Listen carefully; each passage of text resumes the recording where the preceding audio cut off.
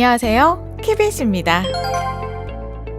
이번 주제는 허가형 블록체인 하이퍼 레저입니다. 2018년 11월 현재 블록체인이라는 단어는 이제 아주 익숙한 기술 용어입니다. 비록 그 세부적인 기술 구현 방법을 잘 모르는 사람이라도 그렇습니다. 특히 비트코인은 그 대명사로 오히려 더 유명하기도 하죠. 가장 널리 알려진 비트코인, 이더리움의 공통점은 무엇일까요? 바로 공개형 블록체인이라는 겁니다. 흔히 퍼블릭 블록체인이라고도 부르는데요. 누구나 참여할 수 있다는 의미고요. 그 거래 정보, 트랜잭션 또한 공개되어 있어 누구나 확인할 수 있습니다. 비트코인과 이더리움의 차이점 중 대표적인 것은 스마트 계약인데요. 사람의 결정에 의지하지 않고 블록체인에 가동되는 계약 시스템은 이더리움의 부상과 함께 차세대 블록체인의 속성이 되었습니다. 이는 다양한 분야에 적용될 것이라는 기대감으로 각광받고 있습니다. 그렇다면 이 퍼블릭 블록체인과는 다른 폐쇄형 블록체인이면서 스마트 계약을 품고 있는 것은 무엇일까요? 바로 오늘의 주인공 하이퍼 레저입니다.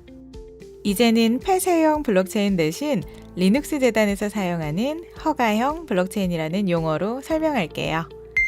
하이퍼 레저.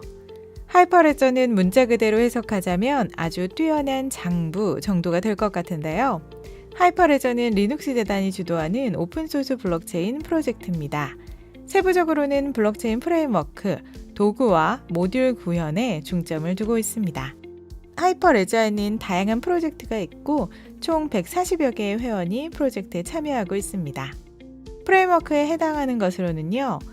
소우투스, 경과시간 증명 기반의 합의 알고리즘, 적은 자원으로 많은 참여자 지원, 이로하, 모바일 어플리케이션 개발 초점을 둔 분산 원장 개발 프로젝트, 버로우, 허가형 스마트 계약 모듈 구조의 블록체인 클라이언트 제공, 허가형 이더리움의 중점, 인디, 블록체인상의 디지털 신원 확인, 인증에 특화된 프로젝트, 도구로는 익스플로러, 블록체인상의 정보 분석 도구, 컴포저, 비즈니스 네트워크 및 스마트 계약의 개발용 도구, 첼로, 블록체인을 요청에 따라 제공하는 생태계를 제공하는 도구. 이 중 가장 많은 참여가 이루어지는 것은 패브릭과 컴포저입니다. 특히 가장 유명한 것은 개인용 PC 사업으로도 유명했고 서버, 플랫폼 시장에서도 오랜 강자였던 IBM과 디지털 에셋의 개발로 시작된 하이퍼레저 패브릭인데요. 조금 더 설명해 볼게요. 하이퍼레저 패브릭의 특징은 이렇습니다. 허가형 블록체인으로서 공개키를 활용한 멤버십 관리 서비스로 참여자를 제한합니다. 일반 프로그래밍 언어를 사용해 이더리움의 특별한 솔리디티가 아닌 고, 자바, 노드 JS를 사용합니다. 내장 암호화폐가 없고 특정 목적의 블록체인으로 유사한 사용자 간 수수료 지불이 불필요합니다. 병렬 처리 기능으로 다수의 거래를 동시에 처리할 수 있고요. 고성능을 제공합니다. 합의 프로토콜을 교체할 수 있는 교체 가능한 모듈러 아키텍처로 구성되어 있습니다. 다중 블록체인을 지원하기 때문에 채널 시스템으로 개별 채널마다 독립적으로 블록체인을 활용할 수 있습니다. 이런 특징들로 전 세계적 관심을 받고 있는데요. 특히 기업이나 금융기관은 공개되지 않아야 하는 정보를 다루는 경우가 많아서 허가형이라는 점에 큰 관심을 가지고 있습니다. 한 가지 재미있는 점은 이더리움에서는 스마트 계약이라고 부르는 것을 하이퍼레저 패브릭에서는 체인 코드라고 부른다는 점인데요. 체인 코드 또는 CC라고 하더라도 스마트 계약이라 이해하시면 됩니다. 2018년 10월에 EEA, 이더리움 기업체 연합과 하이퍼레저의 협약 소식이 있었습니다.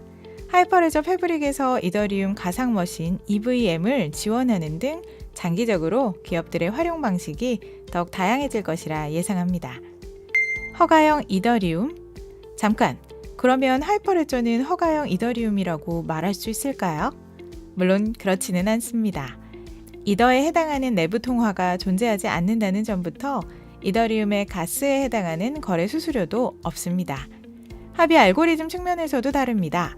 이더리움의 작업 증명, POW 방식을 하이퍼레저 패브릭은 사용하지 않고요. 솔로, 카프카, BFT 방식 등을 사용합니다. MSP, 멤버십 서비스 공급자와 올더링 서비스, 주문 서비스, 엔도저와 같은 시스템도 기업 시스템에 특화된 하이퍼레저 패브릭의 특징적 요소라고 볼 수 있습니다. 하이퍼레저 패브릭은 기존 블록체인 시스템들과는 달리 거래를 우선 실행하고 순서를 정한 뒤에 검증하고 블록체인상에 기록합니다. 모든 피어들이 실행하는 것이 아니라 지정된 피어만 실행합니다. 이를 통해 더욱 빠른 거래 처리가 가능한 것이죠. 2018년 11월 IBM은 블록체인 관련 하이퍼레저 오픈소스 프로젝트 중 하나인 하이퍼레저 컴포저에 대해 언급했는데요. IBM은 기존 기능 업데이트만 가능하고 새로운 기능 개발에는 참여하지 않겠다는 뜻을 밝혔습니다.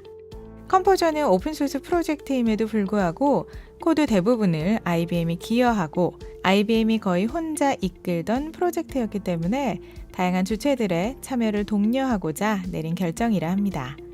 얼핏 생각해보면 유명한 오픈소스 프로젝트를 독식한다는 게 좋은 것 아닌가 하는 의문이 듭니다. 이를테면 전체 비트코인 프로젝트를 한 회사에서 독점할 경우 그 회사의 이익은 어마어마하겠죠. 하지만 11월 14일 서울 잠실 롯데호텔 IBM 디벨로퍼 데이 2018에 참석한 루오스 수석은 오픈소스 프로젝트에서 가장 중요한 것은 오픈 거버넌스라며 오픈 거버넌스는 다양한 참여자가 평등하게 참여할 수 있는 생태계여야 한다 라고 말했습니다. 즉, 특정 개인, 기업이 독자적으로 만드는 오픈소스 프로젝트는 위험하고 성공 가능성도 낮다 보는 것이겠죠. 기존의 비밀을 보호하고 독점하려는 경영 방식과는 다른 관점입니다. 이는 블록체인의 철학과 상당히 일치하는 발언이라 생각합니다. IBM이 빠지고 커뮤니티가 자발적으로 발전할 수 있을지는 지켜봐야 하겠지만요. IBM이 컴포저의 개발에서는 힘을 뺐지만 블록체인 사업 자체에는 여전히 역점을 두고 하이퍼레저 패브릭에 에너지를 집중할 예정입니다. 하이퍼레저 프로젝트, 조금은 감을 잡으셨을까요? 지금까지 큐빗이었습니다.